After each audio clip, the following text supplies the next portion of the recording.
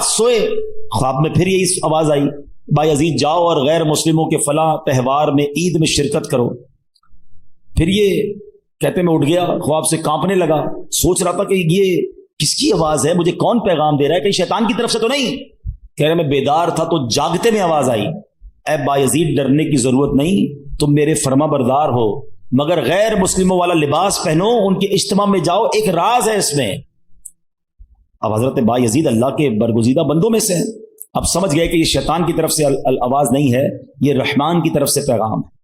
آپ نے لباس پہنا اور آپ چلے گئے غیر مسلموں کے تہوار میں۔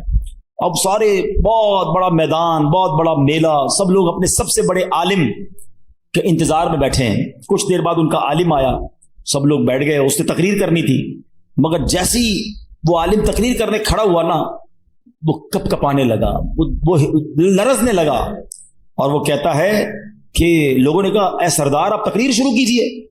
تو کہتا ہے کہ تو ہمارے اجتماع میں ایک محمدی بیٹھا ہے، ایک اللہ کے آخری نبی کا امتی بیٹھا ہے، اور وہ تمہارے دین کا امتحان لینے آیا ہوا ہے، اس لیے میری آواز ہی نہیں نکل رہی ہے۔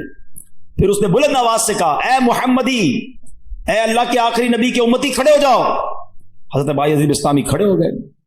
تو اس عالم کہتا میں تم سے کچھ سوال کروں گا، تم نے جواب دیا تو اس کے بعد ہم ساری باتیں تمہاری مانیں گے، اور اگر تم جواب نہ دے سکے تو ہم تمہیں قتل کر دیں گے۔ حضرت بایزید بسطامی تو ولیوں کے سردار تھے، آپ نے کہا پوچھو جو پوچھنا ہے۔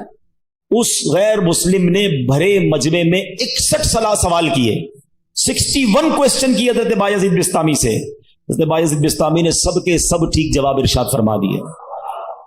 حضرت بایزید بسطامی نے اسے سوال کیا، تم نے کر لیے سوال، اب میں سوال کرتا ہوں، بتاؤ آسمانوں اور جنت کی چابی کیا ہے؟ تو جو غیر مسلموں کا عالم تھا نا، وہ کہتا ہے آسمانوں اور جنت کی چابی کلمہ طیبہ لا الہ الا اللہ محمد الرسول اللہ ہے۔